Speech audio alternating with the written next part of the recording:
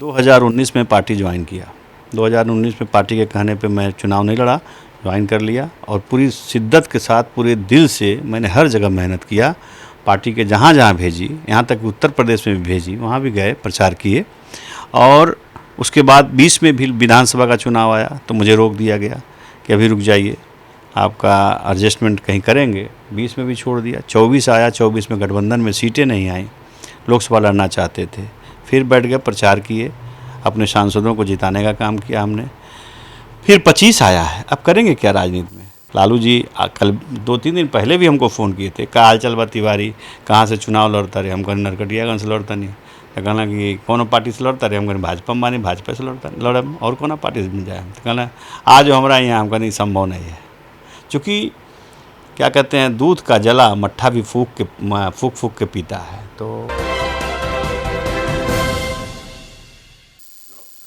नमस्कार, city post live में आपका स्वागत है। मैं हूं श्रीकांत प्रत्युष और मेरे साथ हैं बीजेपी के नेता राजन तिवारी। आप ताल ठोक रहे हैं कि भाई सूरज पश्चिम से उग सकता है, लेकिन राजन तिवारी का टिकट नहीं कट सकता है। बीजेपी में इतना दावे से तो कोई करता ही नहीं है दावा। नहीं, मुझे विश्वास है। क्योंकि देखिए श्रीकांत जी, मैं बता दूं, 2019 में पार्टी ज्वाइन किया। 2019 में पार्टी के कहने पे मैं चुनाव नहीं लड़ा, ज्वाइन कर लिया और पूरी शिद्दत के साथ पूरे दिल से मैंने हर जगह मेहनत किया। पार्टी के जहाँ जहाँ भेजी, यहाँ तक उत्तर प्रदेश में भी भेजी, वहाँ भी गए, प्रचार किए। और उसके बाद 20 में भी विधानसभा का चुनाव आया तो मुझे रोक दिया गया कि अभी रुक जाइए, आपका एडजस्टमेंट कहीं करेंगे। 20 में भी छोड़ दिया। 24 आया, 24 में गठबंधन में सीटें नहीं आई, लोकसभा लड़ना चाहते थे। फिर बैठ गए, प्रचार किए, अपने सांसदों को जिताने का काम किया हमने। फिर 25 आया है, अब करेंगे क्या राजनीति में। भारतीय जनता पार्टी के आज नए नए जो हमारे यहाँ मंत्री और विधायक सांसद बन के बैठे हैं, वो लोग कहते हैं कि मैं भारतीय जनता पार्टी का पैदाइशी मेंबर हूँ। मैं कहता हूँ असली पैदाइशी मेंबर तो मैं हूँ कि सरस्वती शिशु मंदिर पक्की बाग गोरखपुर से पढ़ा लिखा, संघ के स्कूल से, जहाँ से संघ का स्कूल चालू हुआ, पहला पूरे विश्व में पहला स्कूल संघ का गोरखपुर में खुला था, सरस्वती शिशु मंदिर पक्की बाग। उसके बाद पूरे विश्व में लाखों स्कूल खुले, तो मैं उसका प्रोडक्ट हूँ। तो मुझे विश्वास है, अटूट विश्वास है कि पार्टी मुझे इस लायक इस बार समझेगी और मुझे चुनाव लड़ाएगी। वहाँ से तो राघव शरण पांडे के बेटा भी ताल ठोक रहे हैं, जो एक कंपनी में सीईओ हैं। देखिए, कंपनी में सीईओ हैं, पीओ हैं, ये तो हम नहीं जानते।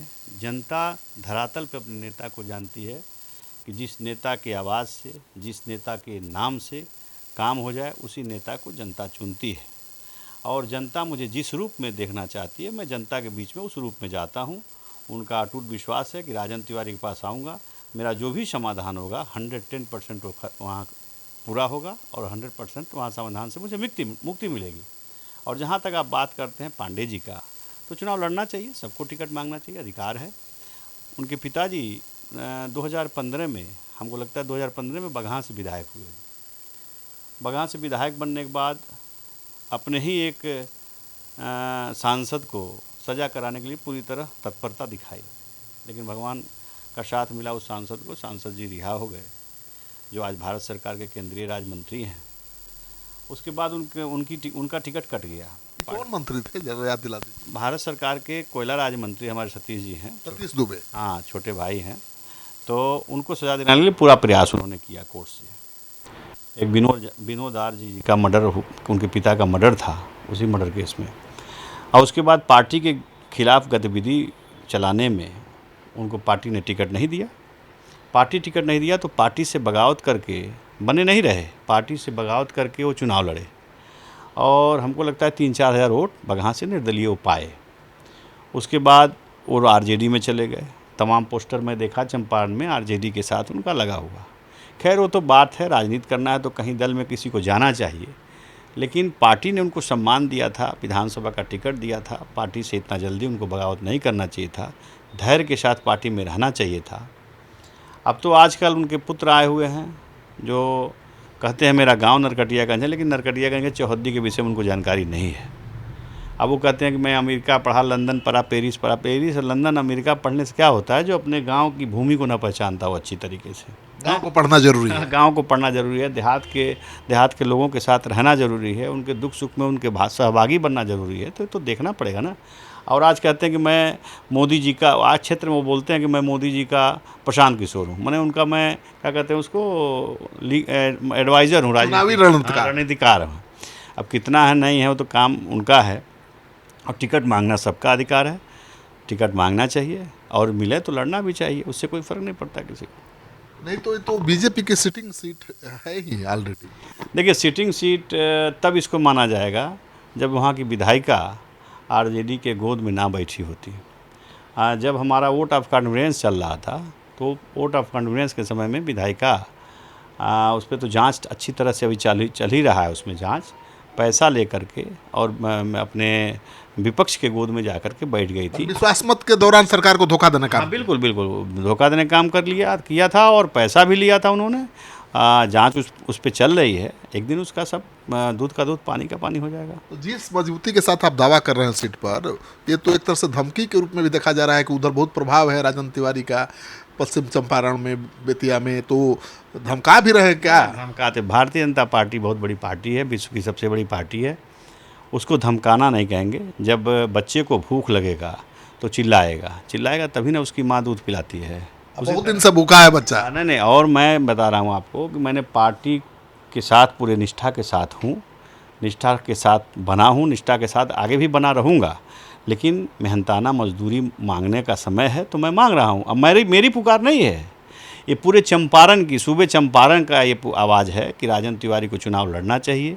बहुत दिन हो गया बैठे इनको, आज़ाद उम्मीदवार के रूप में चुनाव लड़ा, जीता, जनता की सेवा किया, और मेरे सेवाओं को देखते हुए जनता की पुकार है और जनता के पुकार पे मैं लड़ना चाहता हूं और लड़ूंगा चुनाव, ये तो निश्चित है, तय है। टिकट मिले या ना मिले फिर भी लड़ेंगे? टिकट नहीं मिलने का प्रश्न ही नहीं है। मुझे पूर्ण विश्वास है, पार्टी मेरे ऊपर विश्वास जताएगी और पार्टी को पूरे चंपारण का सीट जीत करके दिलवाने का भी काम मैं करूँगा। अभी आपके बड़े भाई राजू तिवारी जी एलजेपी के प्रदेश अध्यक्ष हैं, सुप्रीमो है एक तरह से प्रदेश के, और कहा जा रहा है कि वहाँ भी बीजेपी का सिटिंग सीट है, बीजेपी छोड़ने को तैयार नहीं है। वो तो सीट गठबंधन धर्म का पालन 2015 में, गठबंधन धर्म, देखिए मेन सीट वो जेडीयू का है। बीजेपी कभी वहाँ चुनाव लड़ी, एक बार चुनाव लड़ी थी, चंद्रकिशोर मिश्रा जी, मुझे याद है, मेरे ही साथ चुनाव लड़े थे, और चंद्रकिशोर मिश्रा जी भारतीय जनता पार्टी से कैंडिडेट थे और 3600 वोट आया था उनको। मैं 3600, 3600 वोट उनको मिले थे, और भारतीय जनता पार्टी का वो सीट कभी रहा नहीं। वहाँ मेन कहिएगा तो जनता दल यूनाइटेड का सीट रहा है, जो समता पार्टी से देवेंद्र नाथ दुबे जीते थे, उसके बाद उनके भाई, उनकी भौजाई जेडीयू से जीती थी, तो सीट तो जेडीयू का है। और जब गठबंधन टूटा तो गठबंधन धर्म के पालन के चलते नीतीश कुमार जी के साथ गठबंधन जब टूटा तो सीट एलजेपी आर के मैंने रामविलास जी के कोटे में गई, लोक जनशक्ति पार्टी कोटे में गई, और राजू तिवारी जी वहाँ से 15 में विधायक हुए। तो गठबंधन जब हमारा, राजू तिवारी का जब गठबंधन हटा, कुछ महत्वाकांक्षाएँ उनकी पार्टी में जगी, वो लोग अकेले चुनाव लड़ गए पूरे प्रदेश में, और वहाँ से राजू तिवारी भी चुनाव लड़े, उनको 34-35 हज़ार वोट आया, चुनाव हार गए। एलजेपी के टिकट पर लड़े, अकेले लड़ी एलजेपी, तब भी 34,000 वोट आए। हाँ, वो तो मेरा खानदानी वोट है, वो तो मैं किसी दल रहे ना रहे उतना वोट तो मुझे मिल ही जाएगा। अब बताते हैं आपको, तो वो सीट जो है गठबंधन धर्म के पालन के तहत, जब गठबंधन टूटा तो लड़ा वहाँ से भारतीय जनता पार्टी। अब गठबंधन धर्म का नियम कहता है, पालन कहता है कि ज्यों गठबंधन फिर हुआ, वो सीट राजू तिवारी को मिलना तय है, इसमें कोई बट का मामला नहीं है। देखिए, सतीश जी 2014 में लोकसभा चुनाव लड़े, जब गठबंधन टूटा नीतीश कुमार जी से, और नीतीश कुमार जी ज्यों गठबंधन में आए, सतीश जी को सीट छोड़ना पड़ा बेचारे को, और वहाँ से फिर बैजनाथ महतो जीते, उनका फिर अभी बेटा है, मैंने लगातार है ना सीट जी। तो गठबंधन धर्म का नियम कहता है जो सीटें जिसको है उसको स्वतः चली जाएंगी। राजू तिवारी के सीट पर कोई खतरा नहीं, वहाँ कोई खतरा नहीं, हमको तो नहीं दिखता है। बाकी अब शीर्ष नेतृत्व जाने और दोनों गठबंधन दल के नेता, राष्ट्रीय नेता जाने कि कौन सीट मांगेगा, कौन सीट छोड़ेगा, वो तो उनकी सहमति आपस में बनेगी। उस पर मैं क्या अपना रख सकता हूँ बात, अपनी बात मैं नहीं रख सकता, मैं अपनी बात कर सकता हूँ। कहा जा रहा है कि राजन तिवारी, राजू तिवारी 2 बड़े स्तंभ हैं, अगर वो नाराज हो गए तो पश्चिम चंपारण में एनडीए की चुनौती बढ़ जाएगी।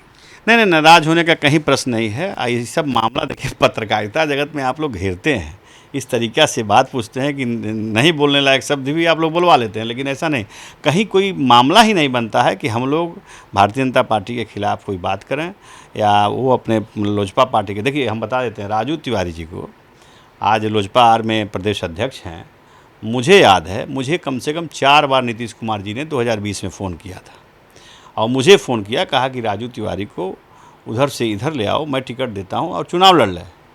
राजू तिवारी कतई तैयार नहीं हुए, नहीं लड़े चुनाव। मुझे ऑफ़र आया तो मैंने कहा नहीं, वो तो सीट मैं छोड़ चुका हूँ, वहाँ से मैं चुनाव लड़ने का प्रश्न नहीं है, मैं नहीं लड़ूंगा चुनाव। तो राजू तिवारी तब नहीं लोजपा का दामन छोड़े।